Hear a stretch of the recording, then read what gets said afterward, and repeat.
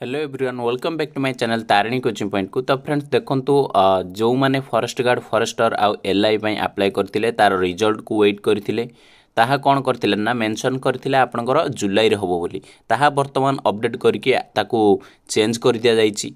देखंतु आपनकर odd triple SSC किछि भलो काम करूनी कारण आपन देखंतु आपनकर बहुत लेट होउची आपनकर फॉरेस्ट गार्ड रिजल्ट को लेकिन आपनकर फॉरेस्ट गार्ड फाइनल आंसर को लेकिन आपनकर फॉरेस्ट गार्ड फिजिकल डेट को लेकिन बहुत डिले होउची। आपनकर जुलाई रे हबार थिला एग्जाम जमिति पूरा फास्ट वार जमिति शुरुआत हैला जो फॉर्म भरला ता सेइठारु ही लेट डिले डिले डिले हेकी चलीची केबे हबार ना नाही सेइति पई पिला भी डिमोटिव हेकी रनिंग वगैरह करू नांती कोन पई मध्य करिवे। देखंतु आपनकर गोटे नोटिस देइथिबो पुणी ताकू चेंज करिवो तापर भी चेंज करिवो सेमिति करले पिलांकर डिमोटिव ही हेबे हला कि चलंतु जहा कि अपडेट आछि ताकू आमे टिके देखि नबा।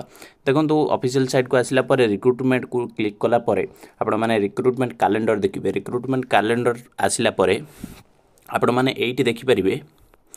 देखंतु आपनकर हां एइटी देखंतु आपनकर एइटी देखि परथिबे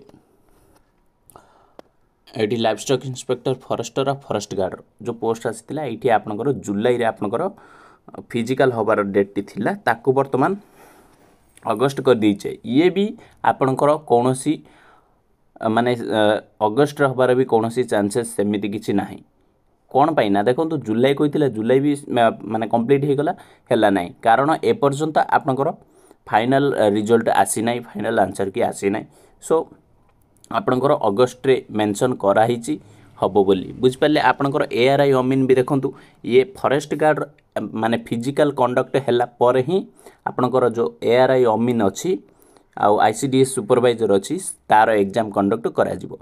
देखंतु सी भी पुणी एठी आपनकर अगस्त मेंशन करा जाइतिला हला कि से भी आपनकर सेप्टेम्बर को शिफ्ट करि दे जाइछि बुझ पाले। एतिकी ही छोटे नोटिस टी बेसी किछि नाही आपण माने भाबिली आपण मानको शेयर कर देबी।